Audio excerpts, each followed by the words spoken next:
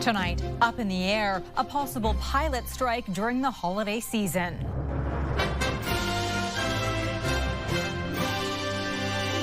Negotiations break down between Air Transat and its pilots union. It's really a big disruption because we really don't have certainty as to what's going to happen. When the airline will start shutting down operations. A mother's renewed search for her missing son at a Quebec resort. Nobody just vanishes. We truly believe somebody does know something. And the tree harvest helping to mitigate forest fires. And being able to get it home on our little truck is another thing that's very important for us right now. How this Christmas tradition is working to lower the wildfire threat in a national park.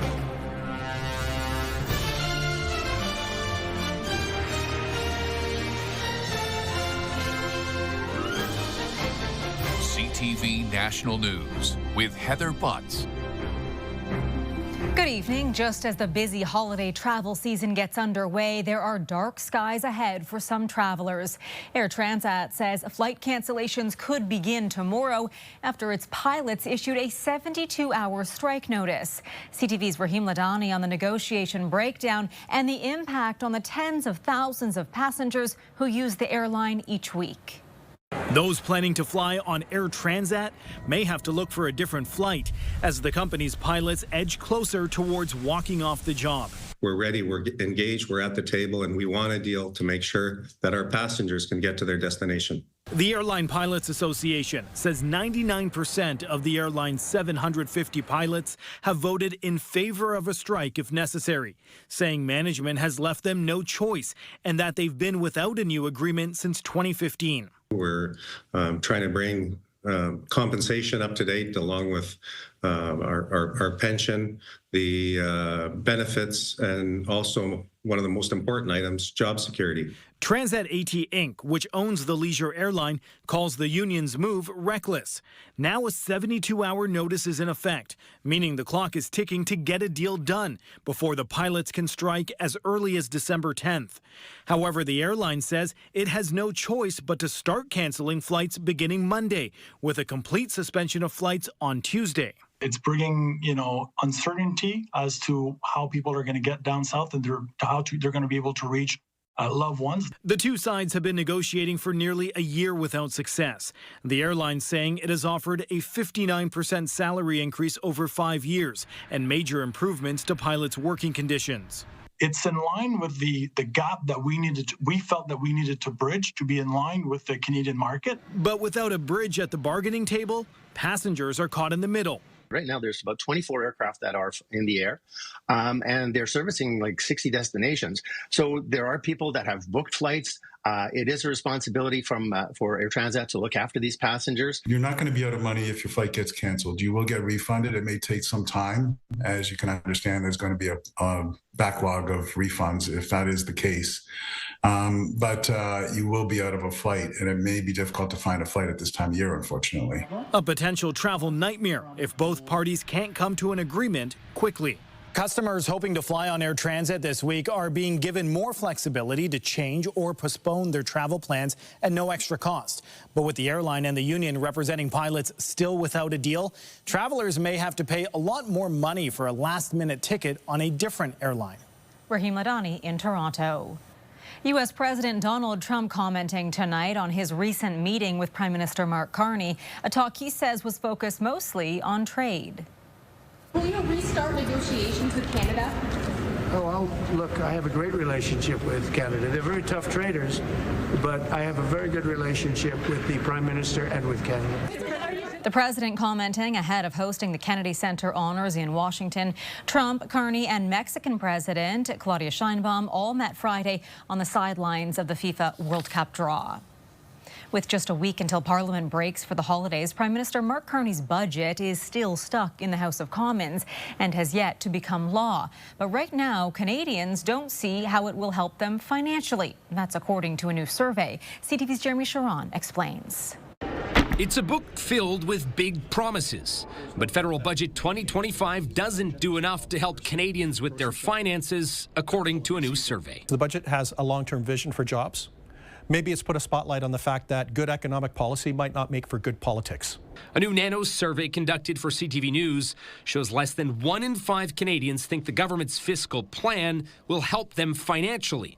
In fact, just over 1 in 3 believe the budget will in some way worsen their personal finances. That's not a very great number for a government that is looking to build confidence in Canadians who are struggling to pay for the bills.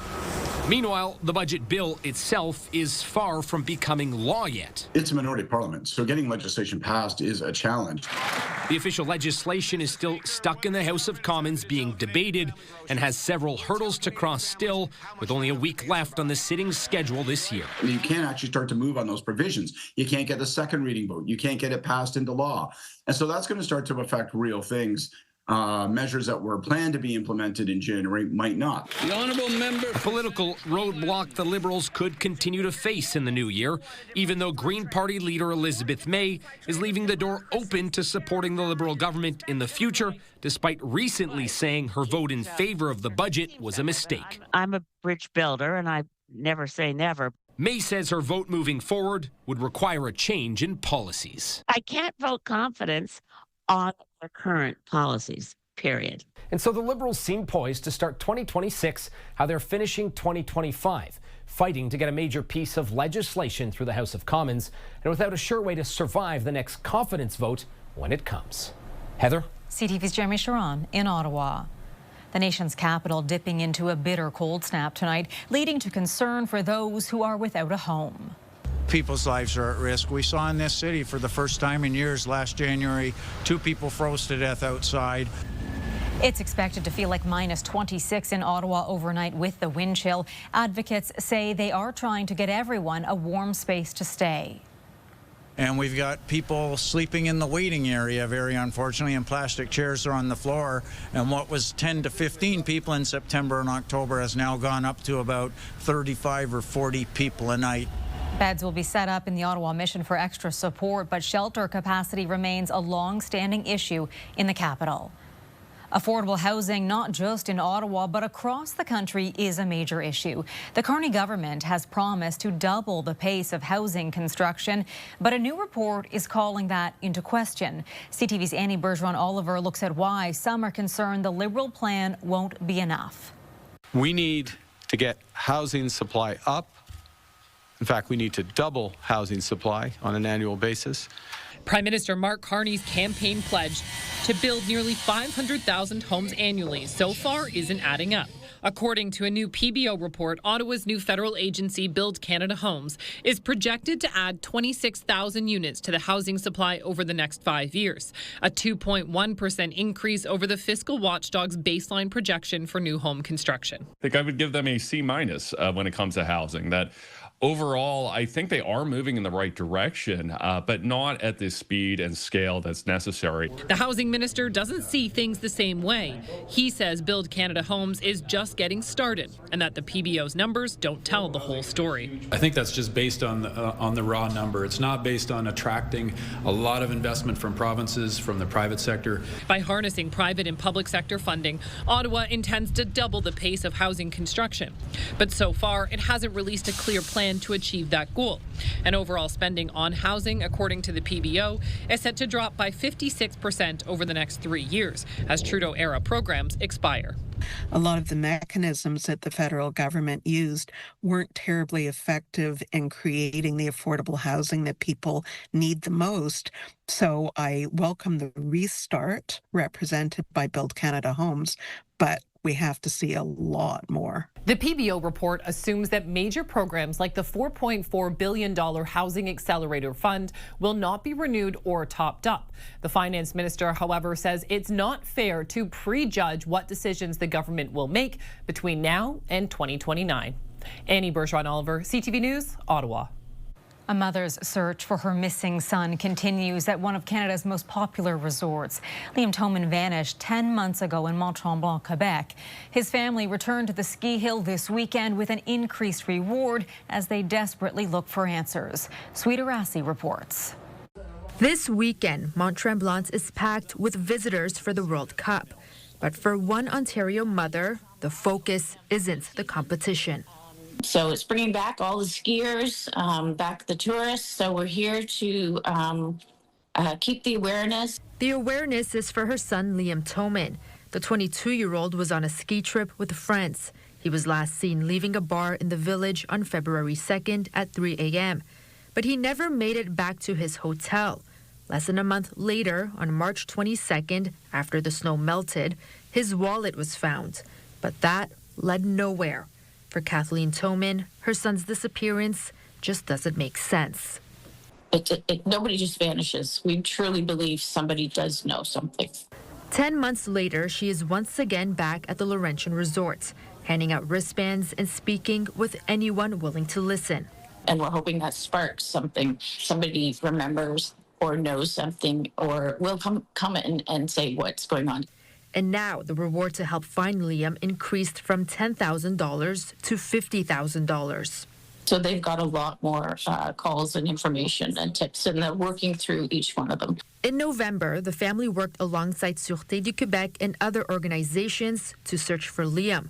We reached out to the SQ, but they told us there is no new information at this time. The family also created a website detailing a timeline of the events leading up to his disappearance. Despite the mystery surrounding Liam, Kathleen remains hopeful she will find answers. And I will not stop. Our family will not stop. We're going to figure this out. As a mother's search for her missing son continues. Sweet Rassi, CTV News. To international news now, Israeli Prime Minister Benjamin Netanyahu says he will meet with U.S. President Donald Trump later this month to discuss the second phase of Trump's peace plan for Gaza. We're about to finish the first stage. We're there, almost.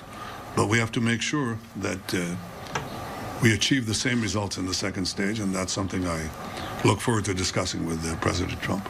Netanyahu also stated the second phase will begin once Hamas returns the remains of the last hostage being held in Gaza. Since the first phase of the UN-endorsed ceasefire was declared October 10th, violence has decreased but not stopped in Gaza. Russia unleashed another deadly overnight attack across Ukraine with more than 240 drones and 5 missiles striking main energy and transport infrastructure. This comes as Ukrainian President Volodymyr Zelensky says peace talks with U.S. officials Saturday were constructive but not easy. He is expected to meet with European leaders tomorrow. To a cautionary tale with tragic implications. The Mira family moved from Brazil to Canada 9 years ago, but now they're facing deportation after the licensed immigration consultant they placed their trust in failed to do her job properly. CTV's Judy Trin reports.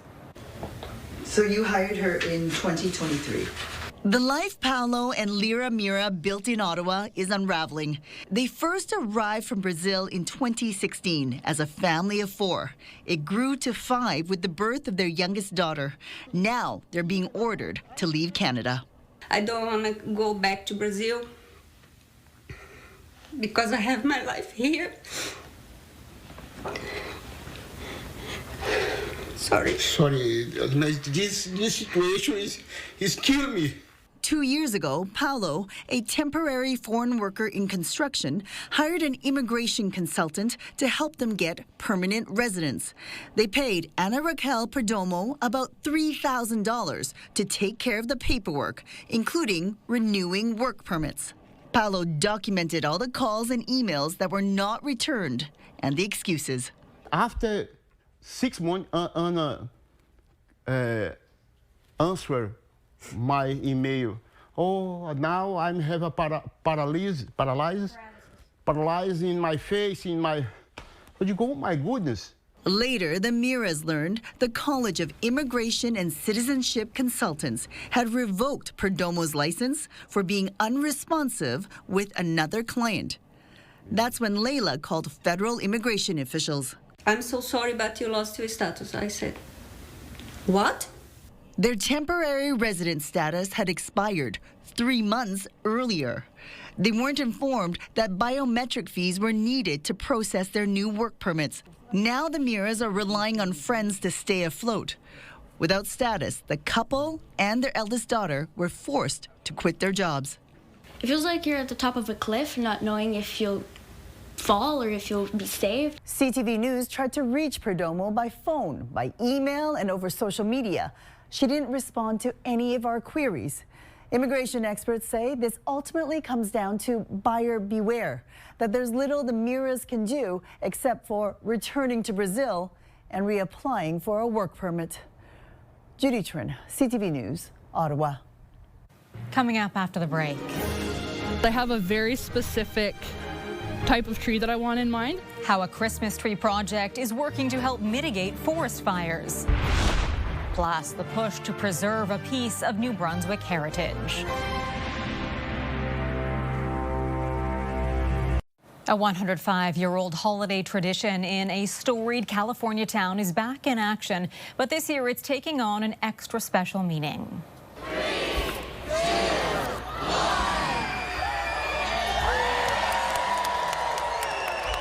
The lights sparkled once again along Altadena's famed Christmas Tree Lane this weekend. The glowing stretch of decorated trees runs for over 1.5 kilometers. It's the first time the trees are being lit since wildfires devastated the area shortly after last year's holiday season. In Saskatchewan, many are exploring the best Christmas tree options for their holiday at an annual tree harvest in one of the national parks. And as CTV's Alison Bamford explains, that perfect tree can also help to reduce the risk of wildfires. It's a trip the Barrett family makes every year. Trudging through the snow with their heads up. There's like a few boulder spots, so that'll be against the window. Hunting for the perfect Christmas tree. That's the thing that makes this part hard, is because I have a very specific type of tree that I want in mind. A search rooted in family tradition that they started 3 years ago. 25, 30 feet. Volume, shape, and size are at the top of their wish list. And being able to get it home on our little truck is another thing that's very important for us right now. The public can harvest the trees from the Waskesiu Community Fuel Break, about 200 kilometers north of Saskatoon. That's an area around Waskesiu where coniferous trees are removed as they're more flammable than something like an aspen tree.